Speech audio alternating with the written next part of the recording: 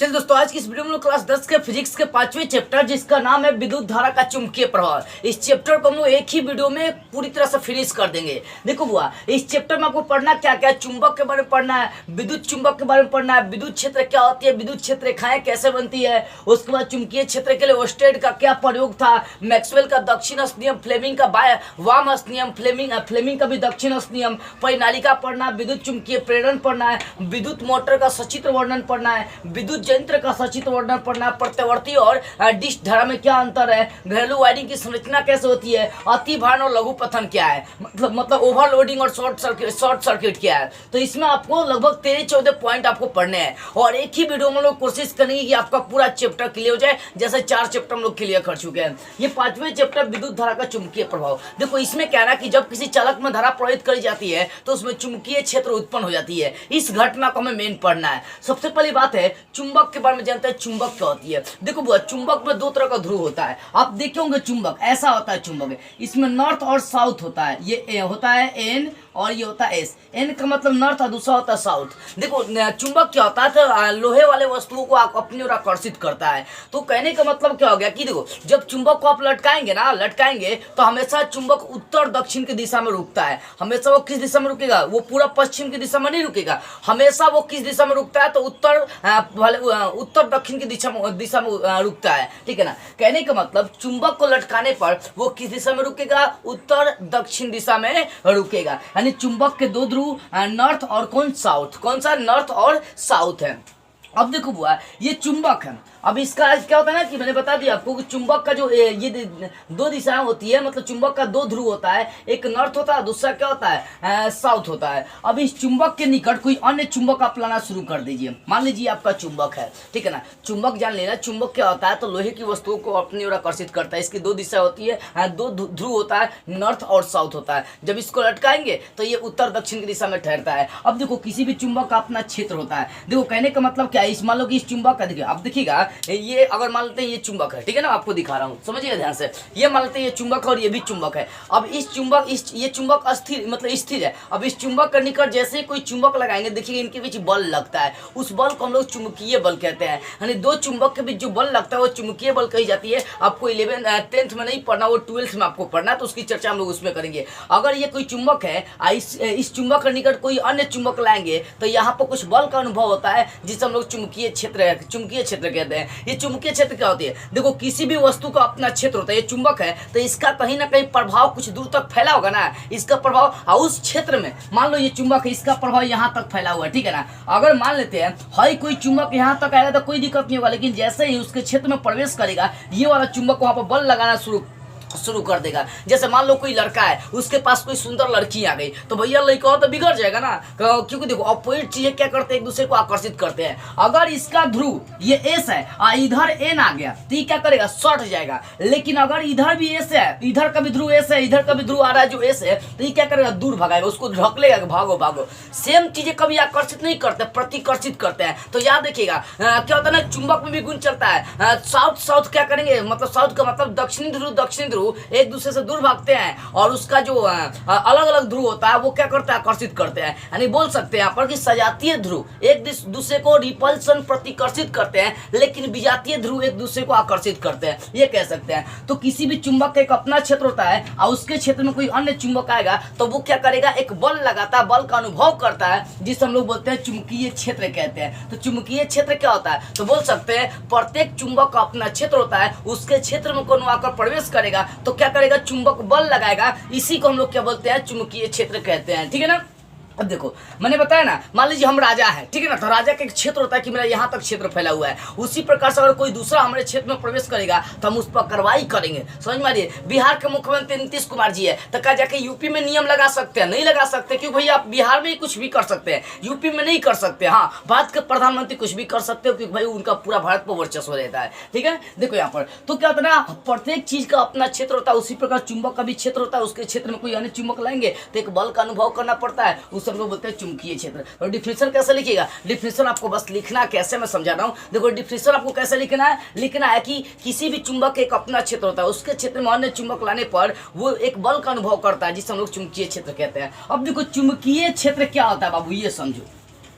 चुंबकीय क्षेत्र क्या होता है ये समझिए ध्यान से। पहले देखो चुंबकीय क्षेत्र में मालूम है चुंबक की दो दिशा है, साउथ और नॉर्थ, ठीक है ना, साउथ और नॉर्थ मतलब नॉर्थ साउथ। तो होता क्या है समझिए ध्यान से, होता क्या है यहाँ पर कि जो देखो ये नॉर्थ, ये साउथ हो गया, ये नॉर्थ हो गया, तो यहाँ से क्या होगा कि यहाँ से ध्रुवें उत्पन्न होती है, north south north south north south.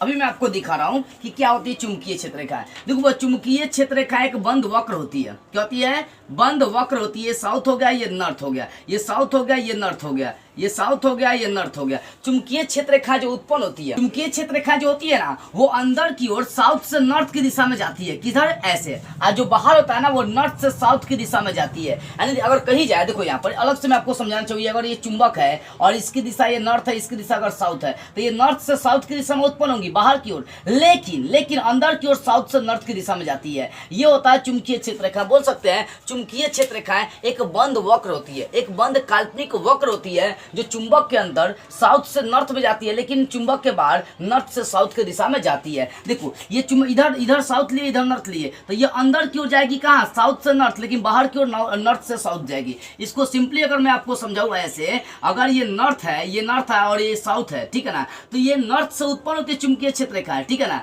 South तक जाती है, बाहर की ओर नॉर्थ से साउथ की ओर, लेकिन अंदर की ओर साउथ से नॉर्थ की ओर आती है। यानी उत्तरी ध्रुव से दक्षिणी ध्रुव की ओर कैसे जाएंगी, बाहर की ओर जाएंगी। और जब चुंबक के अंदर जाएंगे तो चुंबक के अंदर क्या होता है, वो दक्षिणी ध्रुव से उत्तरी ध्रुव की ओर जाती है। तो चुंबकीय क्षेत्र रेखाएं किसे कहते हैं, तो चुंबकीय क्षेत्र रेखाएं एक काल्पनिक बंद वक्र होती है, जो चुंबक के बाहर उत्तरी ध्रुव से दक्षिण ध्रुव की ओर जाती है और चुंबक के अंदर दक्षिण ध्रुव से उत्तरी ध्रुव की ओर जाती है, ठीक है ना। चुंबकीय क्षेत्र रेखाएं भी आपको समझ में आ गई होगी। अब यहाँ से एक क्वेश्चन ये भी करता है, चुंबकीय क्षेत्र रेखाएं एक दूसरे को कभी नहीं काटती है, क्यों। देखो बुआ, अगर चुंबकीय क्षेत्र रेखाएं मान लो ये क्षेत्र रेखाएं गया है, ठीक है ना, और ये एक दूसरे को काट दे रही है, तो कटान बिंदु पर यहाँ के अगर दो स्पर्श रेखाएं खींची जा सकती है, दो स्पर्श रेखा, एक इधर से एक इधर से, दो स्पर्श रेखाएं खींची जा सकती है, जबकि जो कि क्या संभव है। तो लिख सकते हैं क्योंकि दो विद्युत क्षेत्र रेखाएं एक दूसरे को नहीं काटती है। मान लीजिए कि दो चुंबकीय क्षेत्र रेखाएं एक दूसरे को काटती है। देखो यहाँ से सिंपली आपको क्वेश्चन करता है कि विद्युतीय क्षेत्र रेखाएं एक दूसरे को नहीं काटती है, क्यों, करता भी है। तो बस आपको इतना जवाब लेना है कि विद्युतीय क्षेत्र रेखाएं यदि एक दूसरे को काटेंगे तो कटान बिंदु पर दो स्पर्श रेखाएं खींची जा सकती है, जो कि असंभव होता है। कभी एक बिंदु पर दो स्पर्श रेखा हम लोग नहीं खींच सकते हैं, ठीक है ना बुआ। तो पूछेगा क्वेश्चन कि चुंबकीय क्षेत्र रेखाएं एक दूसरे को क्यों नहीं काटती है, चुंबकीय क्षेत्र रेखाएं एक दूसरे को क्यों नहीं काटती है। तो बस सिंपली आपको लिखना है कि दो चुंबकीय क्षेत्र रेखाएं एक दूसरे को अगर काटेंगी तो कटान बिंदु पर दो स्पर्श रेखाएं खींची जा सकती है, जो कि क्या होता है, असंभव होती है, ठीक है ना। ये चुंबकीय क्षेत्र की बात रही। आगे जानना चुंबकीय क्षेत्र के लिए ओस्टेड साहब का क्या प्रयोग था, यानी चुंबकीय क्षेत्र के लिए ओस्टेड साहब ने क्या प्रयोग करी थी। देखो ओस्टेड साहब ने प्रयोग करी थी 1820 में। उन्होंने प्रयोग करी थी, कोई चालक है, मान लीजिए कि ये कोई चालक है, ठीक है ना। यहाँ पर समझिए ये कोई चालक है, जैसे इसमें धारा प्रयोगित करेंगे तो इस चालक के चारों ओर एक चुंबकीय क्षेत्र उत्पन्न हो जाता है। क्या वो कौन सा क्षेत्र, चुंबकीय क्षेत्र उत्पन्न हो जाता है, ठीक है ना। इसी को हम लोग ओस्टेड का प्रयोग कहते हैं। अब कहने का मतलब ओस्टेड साहब ने प्रयोग करी थी, क्या करी थी,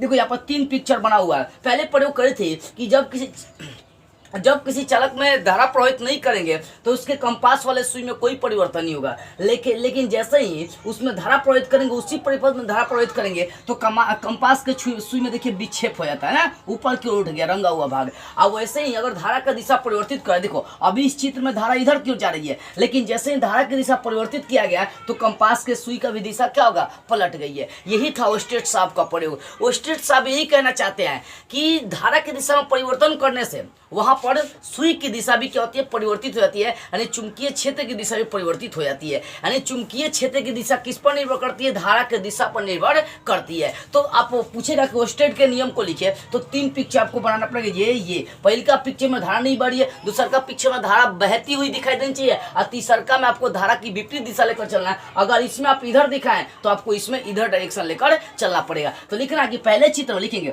पहले तो ओस्टेड साहब का प्रयोग लिखिएगा कि ओस्टेड साहब कहते हैं कि किसी चालक में जब धारा प्रयोगित करते हैं तो उसके चारों ओर चुंबकीय क्षेत्र उत्पन्न हो जाती है। क्या होती है, चारों ओर चुंबकीय क्षेत्र उत्पन्न हो जाती है। क्या उत्पन्न होती है, चारों ओर चुंबकीय क्षेत्र उत्पन्न हो जाती है, ठीक है ना। पहला कि जब किसी चालक में धारा प्रयोगित नहीं करते हैं तो उसके कंपास वाले सुई में कोई परिवर्तन नहीं होता है, लेकिन जैसे ही परिपथ में धारा प्रयोगित करते हैं तो उसके कंपास के सुई में विक्षेप उत्पन्न हो जाती है, और जब धारा की दिशा चेंज करते हैं तो वहां पर कंपास की सुई की दिशा बदल जाती है। देखिए इधर रंगा हुआ भाग, इधर रंगा हुआ भाग, इधर रंगा हुआ भाग, क्या ना, धारा की दिशा चेंज फ्लेमिंग करने से सुई की भी दिशा क्या हो गई, पलट चुकी है। तो यही होता है ओस्टेट साहब का प्रयोग, ठीक है ना। आगे समझिए, आगे में जानना है मैक्सवेल का दक्षिण हस्त नियम, यानी मैक्सवेल नाम के एक वैज्ञानिक थे जिनका दाहिना हाथ का नियम क्या था। देखो मैक्सवेल साहब दाहिना हाथ का नियम क्या देते हैं, दक्षिण हस्त नियम। वो कहते हैं कि किसी धारावाहिक तार को आप इस प्रकार पकड़िए, ठीक है, कहते हैं कि धारावाहिक तार को इस प्रकार पकड़िए कि आपका ये अंगूठा धारा के दिशा दिखे, धारा के दिशा को डिनोट करिए, मतलब धारा के दिशा का संकेत करिए। तो ये जो अन्य उंगलियां होती है, ये जो अन्य उंगलियां होती है ना, ये चुंबकीय क्षेत्र की दिशा को दिखाती है, ऐसे ऐसे ध्यान दीजिए। ये मैक्सवेल साहब का नियम दक्षिण हस्त नियम कहता है कि अपने दाहिने हाथ में किसी धारावाही तार को इस पर पकड़ना है, मतलब जिसमें धारा बहती है वैसा तार पकड़ना है। अब ये नहीं कि आप बहते हुए तार को पकड़ लीजिएगा, वो गलती है ना। ये नियम देते हैं कि जिसमें धाराएं बहती है वैसे तार को लेकर चलना है। मैक्सवेल साहब कहते हैं कि अपने दाहिने हाथ में धारावाही तार को इस प्रकार पकड़िए कि अंगूठा धारा की दिशा को दिखा रही है, कि धारा की दिशा को दिखा रही है। तो हई सब जो अन्य उंगलियां चार को बच रही है, ये चुंबकीय क्षेत्र की दिशा को दिखाती है। ये मैक्सवेल साहब का दक्षिण हस्त नियम था। अब जैसा हम लोग फ्लेमिंग का वाम हस्त नियम को देखते हैं। देखो फ्लेमिंग के वाम हस्त नियम को जरा सा समझ लीजिए आप। अब देखो फ्लेमिंग का वाम हस्त नियम मतलब बाईं हाथ का नियम, ठीक है ना, बाईं हाथ का नियम और दाईं हाथ का नियम। देखो मैक्सवेल साहब से दक्षिण हस्त का नियम आपको किताब में दिया, यही आपको पढ़ना है, लेकिन फ्लेमिंग का वाम हस्त नियम और दक्षिण हस्त नियम आपको दोनों पढ़ना है। तो फ्लेमिंग का वाम हस्त नियम क्या है, इसको समझिए। वाम हस्त नियम का मतलब क्या हो गया, बाईं हाथ में आपको लेकर चलना है। ये बेचारा क्या कहते हैं, ये कहते हैं, देखिए फ्लेमिंग का वाम हस्त नियम कहते हैं कि अपने अंगूठा, मध्यमा और तर्जनी, इन तीनों को समकोणिक रखना। समकोणिक का मतलब ये तीनों एक दूसरे को 90 डिग्री पर खड़ा होना चाहिए, ऐसे एकदम है, पूरा और टाइट होनी चाहिए, मतलब तीनों 90 डिग्री पर क्या होनी चाहिए, खड़ा होनी चाहिए। ऐसा कौन कहता है, ऐसा फ्लेमिंग का वाम हस्त नियम कहता है। इसमें कहता है आपका कि जो तर्जनी है, फ्लेमिंग का वाम हस्त नियम कहता है कि जो तर्जनी है वो चुंबकीय क्षेत्र की दिशा और मध्यमा धारा की दिशा को डिनोट करे, तब जो अंगूठा है ना वो बल की दिशा को दिखाने का काम करती है। किस दिशा को, बल की दिशा को दिखाने का काम करती है। कौन सा नियम में, तो फ्लेमिंग के वाम हस्त नियम में। फ्लेमिंग साहब का वाम हस्त नियम क्या है, फिर से समझिए। देखो फ्लेमिंग साहब का वाम हस्त नियम कहता है कि तर्जनी चुंबकीय क्षेत्र की दिशा में हो, ठीक है ना, लिख सकते हैं कि अंगूठा, मध्यमा और तर्जनी, ये तीनों उंगलियां, देखो इस भाग को हम लोग तर्जनी कहते हैं, ये वाला भाग मध्यमा और ये वाला अंगूठा है, ठीक है ना। अनामिका कनिष्ठा 5 को उंगलियां होती है। देखो तो कहने का मतलब क्या है, समझिए ध्यान से। यहाँ पर और कहते हैं ये समकोणिक होना चाहिए, लिखिएगा फ्लेमिंग का वाम हस्त नियम डैश करके लिखिएगा। लिखिए फ्लेमिंग साहब कहते हैं कि अंगूठा, तर्जनी, मध्यमा तीनों एक दूसरे पर इस प्रकार समकोणिक हो कि ये तर्जनी चुंबकीय क्षेत्र की दिशा को दिखाए। क्या दिखा, चुंबकीय क्षेत्र की दिशा को दिखाए, और ये वाला भाग मध्यमा धारा की दिशा को दिखाए। तो अंगूठा बल की दिशा को दिखाने का काम करती है, जब बल की दिशा को संकेत करती है। कौन, अंगूठा। ये फ्लेमिंग साहब का कौन सा वाम हस्त नियम था, फिर से एक बार समझिए। बाईं हाथ के अंगूठे, मध्यमा और तर्जनी को इस प्रकार समकोणिक कीजिए कि उसमें तर्जनी चुंबकीय क्षेत्र की दिशा, मध्यमा धारा की दिशा को डिनोट करती हो, तो उस समय अंगूठा बल की दिशा को सूचित करती है। ये था फ्लेमिंग साहब का कौन सा वाम हस्त नियम। अब चलते हैं फ्लेमिंग साहब का दक्षिण हस्त नियम। फ्लेमिंग साहब का दक्षिण हस्त नियम क्या कहती है, फ्लेमिंग का दक्षिण हस्त नियम क्या है, जैसा इसको समझिए। देखो वो फ्लेमिंग का दक्षिण हस्त नियम दाहिना हाथ से संबंधित है। ये दाहिना हाथ को समझिए, जैसे मैंने आपको वाम हस्त नियम समझाते हैं, इसको दाहिना हाथ को भी समझिए। दाहिना हाथ का नियम है कि इसमें भी अंगूठा, तर्जनी और मध्यमा को समकोणिक आपको रखना होता है, और इसमें शर्त क्या है कि तर्जनी को चुंबकीय क्षेत्र की दिशा में और अंगूठा को गति की दिशा में आपको रखना है, तब जाके जो मध्यमा होती है ना, ये प्रेरित धारा की दिशा दिखाने का काम करती है। इसी को फ्लेमिंग का हम लोग दक्षिण हस्त नियम कहते हैं। फ्लेमिंग साहब का दक्षिण हस्त नियम कहता है कि अपने दाहिने हाथ के अंगूठा, तर्जनी और मध्यमा को इस प्रकार समकोणिक रखिए। इस प्रकार क्या करिए, इस प्रकार समकोणिक रखिए। इस प्रकार क्या करिए, इस प्रकार समकोणिक रखिए कि आपका तर्जनी चुंबकीय क्षेत्र की दिशा को, अंगूठा गति की दिशा को दिखा रही हो, तब मध्यमा, ये वाला मध्यमा बीच वाला भाग, ये प्रेरित धारा की दिशा को दिखाने का काम करती है। आप पूछता भी है फ्लेमिंग का कौन सा नियम प्रेरित धारा की दिशा को दिखाता है, तो दक्षिण हस्त नियम। इसमें अंगूठा गति की दिशा को, तर्जनी चुंबकीय क्षेत्र की दिशा को, तब मध्यमा किस दिशा को दिखाएगी, तब मध्यमा प्रेरित धारा की दिशा को दिखाती है। इसे हम लोग क्या बोलते हैं, इसे बोलते हैं फ्लेमिंग का दक्षिण हस्त नियम। ठीक है ना, समझ में आ गई होगी। आगे हम लोग पढ़ते हैं परिनालिका क्या होती है। भैया परिनालिका क्या होती है, देखो परिनालिका का अगर सिंपल समय पिक्चर बनाऊं, आप ऐसे लेकर चल सकते हैं, आप पढ़े भी होंगे, ऐसे देखे भी होंगे कहीं कहीं, ठीक है नहीं। ये परिनालिका मान के चलते हैं। तो यहाँ पर मान लीजिए मैं छोटा छोटा 3 को डिब्बा बनाया था, 3 को ऐसे ऐसे। आप सोच रहे होंगे सर आप ये क्या बना रहे हैं, अभी बता रहा हूँ कि ये क्या बनी, परिनालिका का पिक्चर बन रही है। यहाँ से भी 3 को मैं क्या करूँगा, छोटा छोटा डिब्बा बना लूंगा, ठीक है। यहाँ से भी 2 3 बना लेता हूँ, ऐसे सटनी नहीं चाहिए वाला चीज़, ठीक है ना, ध्यान दीजिए ये सटने वाला नहीं है। देखो बुआ, अब यहाँ से क्या होती है ना, यहाँ से इसको आगे थोड़ा सा बढ़ा सकते हैं, यहाँ से 2-3 को क्या करिए तार गुजार देना है आपको अंदर से, ठीक है ना, थोड़ा सा क्या हो ये सट गई है। तो ये वाला जो पिक्चर बन रहा है ना, ये परिनालिका का पिक्चर हो रही है। यहाँ पर साफ से मैं आपको बना कर दिखा रहा हूँ परिनालिका क्या होती है, अभी समझा रहा हूँ। देखो वो परिनालिका क्या होती है, थोड़ा सा बड़ा पिक्चर बना रहा हूँ, ठीक है ना। परिनालिका का पिक्चर क्या होती है इसको समझिएगा आप, इसको थोड़ा सा और नीचे लंबा रहता हूँ। यहाँ से देखिए 3 को डिब्बा में गुजारूंगा, ठीक है ना, 3 को एकदम ये वाला ऊपर वाला भाग नहीं सटनी चाहिए। 2-3 को जितना बनाना चाहते हैं बना सकते हैं, मैं 3 ही बनाऊंगा इसका लिमिट लेकर, क्योंकि मुझे और भी चीज़ें समझानी है, ठीक है।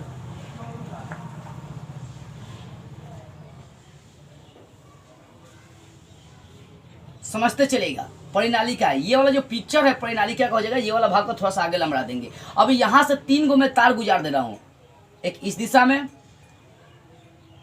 एक इस दिशा में, और तीसरा बीच में आप लेकर चलेगा तार, ठीक है ना। ध्यान दीजिए ये वाला तार, ये वाला तार, ये वाला तार, इधर इधर इधर। तो ये जो चित्र बन गया ना, ये परिनालिका का बन गया। कैसे परिनालिका? जो परिनालिका क्या होती है, और चालक धातु पर जिसमें धाराएं नहीं बहती उस पर तार लपेट दीजिए, परिनालिका हो गया। परिनालिका बहुत ही जरूरी चीज होती है। देखो बुआ, अगर किसी चुंबक पर परिनालिका लपेट दी है और आप धारा प्रवाहित करेंगे तो चुंबक के जैसा व्यवहार करने लगता है, मतलब उसमें चुंबक तो गुण ज्यादा चला आता है। परिनालिका क्या होती है, अगर आपसे एग्जाम पूछे परिनालिका क्या है, व्हाट इज सोलेनॉइड क्या है, परिनालिका किसे कहते हैं, बस बोलिएगा कि किसी अचालक पदार्थ पर जब तार लपेट दी जाती है तो वो इस प्रकार की व्यवस्था को हम लोग क्या बोलते हैं, परिनालिका कहते हैं। अचालक मतलब जिसमें धाराएं नहीं बहती है ना, तो अचालक पर, यह अचालक है, इस पर हमारे खंड तार लपेट देंगे तो ये क्या बन जाएगा, परिनालिका बन जाएगा। तो ये परिनालिका होता है। देखो परिनालिका के अंदर क्या होता है, चुंबकीय क्षेत्र प्रबल होता है, क्योंकि यहाँ पर क्षेत्र रेखाएं ज्यादा मात्रा में गुजरी रहती है। परिनालिका के अंदर क्षेत्र रेखाएं क्या होती है, प्रबल होती है, लेकिन परिनालिका के बाहर क्षेत्र रेखाएं कमजोर पड़ती है। देखो बताया गया था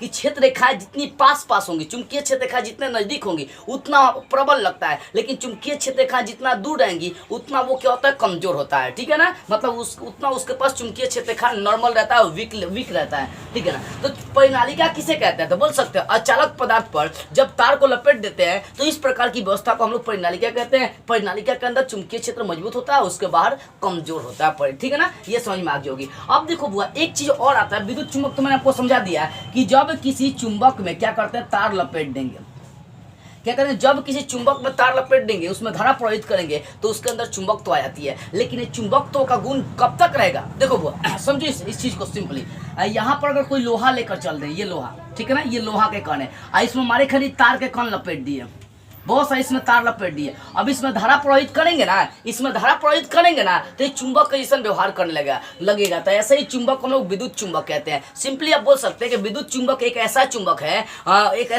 है, उसमें जब तक धारा प्रवाहित करी जाती है तब तक उसमें चुंबक तो रहता है, जैसे ही धारा बंद करते हैं उसमें चुंबक तो का गुण खत्म हो जाता है। तो इस प्रकार के चुंबक को हम लोग विद्युत चुंबक कहते हैं, ठीक है ना। इसमें क्या, लोहे के कील पर, चाहे लोहे के पतले धातु पर तार लपेट कर जैसे धारा प्रयुक्त करेंगे तो उसमें चुंबक तो गुण आता है, मतलब आकर्षित करने का गुण आता है। तो ऐसे चुंबक को लोग विद्युत चुंबक कहते हैं। अगर पूछे विद्युत चुंबक किसे कहते हैं, तो बोलेगा कि जब लोहे की पतली धातु पर तार लपेट कर धारा प्रयुक्त की जाती है तो एक चुंबक बन जाता है, जिसे हम लोग क्या बोलते हैं, विद्युत चुंबक कहते हैं। और इसमें चुंबकत्व का गुण तब तक रहेगा जब तक इसमें धारा प्रवाहित होती है। विद्युत चुंबक एक ऐसा चुंबक है जिसमें चुंबकत्व का गुण तब तक रहती है जब तक उसमें धारा प्रवाहित होती रहती है। जैसे ही धारा प्रवाहित होना बंद हो जाएगा, उसमें चुंबक में धारा है, उसका चुंबक तो गुण अपने आप खत्म हो जाती है। ये होती है विद्युत चुंबक। आगे में जानना है विद्युत चुंबकीय प्रेरण क्या होती है।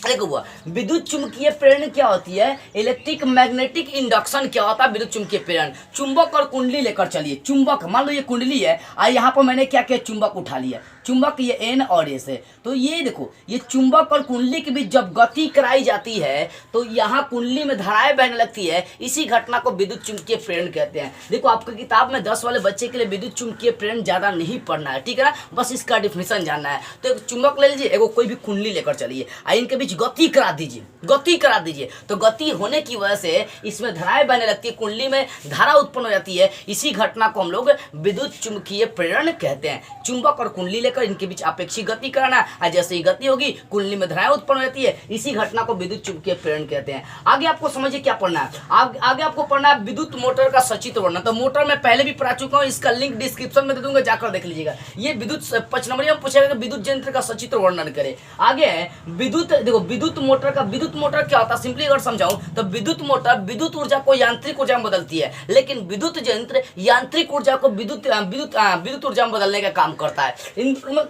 इन दोनों में ज्यादा का अंतर नहीं होता बुआ, समझ में आ रही है। ये क्या करेगा, विद्युत मोटर जो होता है ये विद्युत ऊर्जा को यांत्रिक ऊर्जा में बदलेगा, लेकिन विद्युत यंत्र यांत्रिक ऊर्जा को विद्युत ऊर्जा में बदलने का काम करती है। थोड़ा सा ऑपोजिट ये चलता है। तो विद्युत जनित्र विद्युत मोटर इन दोनों का सचित्र वर्णन आपको पढ़ना है बुआ।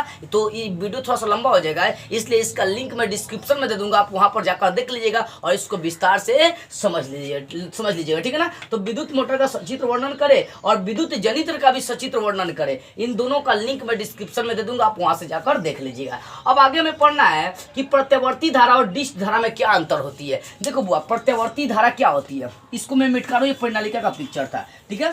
तो प्रत्यावर्ती धारा और डिश धारा में क्या अंतर होती है, जैसा इसको भी आप समझ लीजिए। देखो प्रत्यावर्ती धारा क्या होती है, प्रत्यावर्ती धारा डायरेक्ट निकलने वाली धारा है, ठीक है ना। सॉरी, ये डिश धारा जो होती है डायरेक्ट निकलने वाली धारा है। जबकि प्रत्यावर्ती धारा वो डायरेक्ट नहीं निकलती, कभी अप कभी डाउन, कभी अप कभी डाउन, इसका वोल्टेज कभी अप डाउन होते रहता है। देखो बुआ, वो लिख सकते हैं प्रत्यावर्ती धारा डिश धारा डायरेक्ट निकलने वाली धारा है, लेकिन प्रत्यावर्ती धारा कभी अधिक कभी कम निकलने वाली धारा है, ये लिख सकते हैं। उसके बाद देखो डिश धारा को हम लोग डीसी से सूचित करते हैं, जबकि इसको एसी से, यानी बोल सकते हैं डिश डायरेक्ट करंट और ये हो गया ये अल्टरनेटिंग करंट। तो ये वाला जो डीसी धाराएं होती है, ये डीसी धारा बैटरी से प्राप्त होती है, लेकिन ये जो होता है एसी धारा है, ये जनरेटर से आपका प्राप्त होता है, विद्युत ये आपको डायनेमो से प्राप्त होता है, डीसी धारा है, ठीक है। इसको फिर से समझो। यहाँ पर देखो प्रत्यावर्ती धारा और डिश धारा क्या होता है। प्रत्यावर्ती धारा का मतलब उसका वोल्टेज कभी घटेगा कभी बढ़ेगा, लेकिन डिश धारा का मतलब इसका डायरेक्ट वोल्टेज निकलता है, डायरेक्ट इसमें करंट निकलता है। देखो ये डायरेक्ट निकल रही है, और सोचिए कोई चीज आप पर डायरेक्ट अटैक कर दी जाएंगे तो आपके लिए खतरनाक होगा कि नहीं होगा। तो इसका मतलब डिश धारा ज्यादा खतरनाक होती है, लेकिन एसी बहुत कम खतरनाक होती है। और डिश धारा में ऊर्जा बहुत ज्यादा क्षति पहुंचती है, ऊर्जा, क्योंकि डायरेक्ट भाई चलिएगा, डायरेक्ट किसी पर अटैक करेगा तो आपको ऊर्जा की खपत होगी कि नहीं होगी। लेकिन प्रत्यावर्ती धारा में क्या होती है कि रुक के, कभी बैठ के, कभी सूत के उठ के चलते रहते हैं, कभी ऊपर नीचे देख रहा ना, इसका ग्राफ देखिए, समझ में आ रही ना। तो कहने का मतलब ये डीसी जो धाराएं होती है ये डायरेक्ट निकलती है, जिसके कारण से खतरनाक होती है, इसमें ऊर्जाएं बहुत ज्यादा खपत होती है। लेकिन एसी जो धारा होती है ये कम खतरनाक होती है, इसमें ऊर्जा की बहुत भी कम, इसमें ऊर्जा की मात्रा बहुत कम खपत होती है, ठीक है ना। तो डीसी और एसी ये बैटरी से, ये जनरेटर से प्राप्त होती है। डीसी का फुल फॉर्म डायरेक्ट करंट और एसी का फुल फॉर्म अल्टरनेटिंग करंट होता है, ठीक है। यही इनमें अंतर है, ठीक है। आगे देखिए में क्या पढ़ना है, आगे में जानना है घरेलू वायरिंग की संरचना में पढ़ना है कि घर में वायरिंग की संरचना कैसे होती है। जैसा इसको हम लोग समझ लेते हैं कि घरेलू वायरिंग की संरचना किस प्रकार से है, ठीक है ना। देखो बुआ, अब यहाँ पे एक पिक्चर में बना दी हुई, ये आपको दिखाई दे रही होगी। हमारे घरों में घरेलू वायरिंग की संरचना कैसे है। सबसे पहली बात, हमारे पास बिजली कहाँ से आती है, तो सबसे पहले इसका एक पावर स्टेशन होता है, मतलब जहाँ बिजलियाँ बनती है, एक तरह से समझिए जहाँ बिजलियाँ स्टोर है, तो वहाँ पावर स्टेशन से हमारे क्या करता है, गाँव में ट्रांसफार्मर लगता है, या आपके वार्ड नंबर में आपका ट्रांसफार्मर लगता है, वहां से पोल पर 2 तार निकलती है। उस तार को हम लोग क्या बोलते हैं, देखो उस तार को मेन लाइन बोलते हैं, अब मेन लाइन में क्या होता है, उसमें मेन लाइन में 2 तरह के तार होते हैं। मेन लाइन में जो तार उपयोग करी जाती है उसको मेंस कही जाती है। अब मेंस में 2 तरह का तार होता है, एक घरेलू लाइन होता है और दूसरा पावर लाइन होता है। मतलब एक घर तक बिजली लाने वाला होता है, दूसरा का पावर तक बिजली ले जाने वाला होता है। यानी आप बोल सकते हैं कि मेंस में 2 प्रकार के तार होते हैं, एक घरेलू तार, घरेलू पावर, और दूसरा का मेन पावर हम लोग कह सकते हैं, ठीक है ना। वो अब यहाँ पर समझिए ध्यान से, मैं आपको समझा रहा हूँ। पहली बात है कि देखो ये जो चित्र, ये पावर स्टेशन है। पावर स्टेशन में बिजली उत्पन्न होकर कहाँ तक आ रही है, ट्रांसफार्मर तक आ रही है, और ट्रांसफार्मर से 2 तार निकलता है, जिसको हम लोग क्या बोलते हैं, मेन लाइन बोलते हैं। अब मेन लाइन में जिस तार के द्वारा आपूर्ति हमारे घर तक पहुंचती है, बिजली पहुंचती है, उसको हम लोग मेंस बोलते हैं। अब मेंस में 2 प्रकार के तार होते हैं, एक फेज होता है, दूसरा न्यूट्रल होता है। फेज को हम लोग विद्युन्मय तार और उदासीन को हम लोग न्यूट्रल तार बोलते हैं। देखो विद्युन्मय तार को लाइव वायर बोली जाती है। कौन सा, लाइव वायर बोली जाती है, यानी विद्युन्मय तार लाल रंग का होता है, जबकि उदासीन तार काले रंग का होता है। अब देखो इन तारों पर जो होता है ना, जो विद्युन्मय तार होता है इस पर लाल रंग का कवर चढ़ा रहता है, जबकि उदासीन तार पर ब्लैक रंग का कवर चढ़ा रहता है, ताकि लोग आसानी से पहचान लें कौन लाल है और कौन ब्लैक है। ठीक है ना। देखो हुआ कहने का मतलब क्या है कि देखो यहाँ पर उदासीन तार का मेन काम होता है ट्रांसफार्मर से लेकर घरों तक बिजली पहुंचाना, लेकिन सॉरी विद्युन्मय तार का ये काम होता है, फेज का काम होता है कि यहाँ से लेकर यहाँ तक धारा पहुंचाना, लेकिन घरों से फिर सप्लाई को ट्रांसफार्मर तक ले जाना, ये उदासीन तार का काम होता है। ठीक है ना। और इसके अलावा भी एक अन्य तार भी होती है जिसको हम लोग क्या बोलते हैं, भू तार बोलते हैं। ये भू तार हमारे घरों तक यूज होती है, घरों में यूज होती है, जो धरती के अंदर गाड़ी जाती है। पहले जनरेटर वाला तार के लिए अर्थिंग दी जाती थी, इसको अर्थिंग भी हम लोग कहते हैं। ये अर्थिंग है, अर्थिंग मतलब इसको हम लोग भू तार कहते हैं। ठीक है। अब देखो बुआ, पावर स्टेशन से बिजली ट्रांसफार्मर तक आती है। ट्रांसफार्मर क्या करता है, ट्रांसफार्मर के सारे 2 तार हमारे घर तक आती है, जिसमें इन तारों को हम लोग मेंस कहते हैं। इसमें एक क्या होता है, घरेलू पावर होता है, दूसरा होता है मतलब एक घर तक लाइन ले आने वाला होता है, फिर वहां तक ट्रांसफार्मर तक लाइन ले जाने वाला होता है तार। ठीक है। देखो इसमें 2 तरह का तार पड़े होता है, जिसको विद्युन्मय तार, जिसको फेज कहते हैं, जिसका रंग लाल होता है, और दूसरा तार होता है उदासीन, मतलब जिसका रंग कैसा होता है, ब्लैक होता है। ठीक है। अब ये विद्युन्मय तार क्या करता है, ट्रांसफार्मर से लाइन कहां तक लाता है, घर तक, लेकिन उदासीन तार क्या करता है, घर से लेकर ट्रांसफार्मर तक लाइन लाने का काम करता है। इनके बीच एक और हम लोग तार यूज करते हैं, इसका नाम होता है उदासीन तार, भू तार, जिसका रंग हरा होता है। पूछता भी है कई बार एग्जाम में कि विद्युन्मय तार का रंग कैसा होता है, लाल। उदासीन तार का रंग कैसा होता है, काला। अर्थ वायर मतलब भू तार का रंग कैसा होता है, तो भैया हरा होता है। सिंपली समझने वाली ये सब बात है। ठीक है।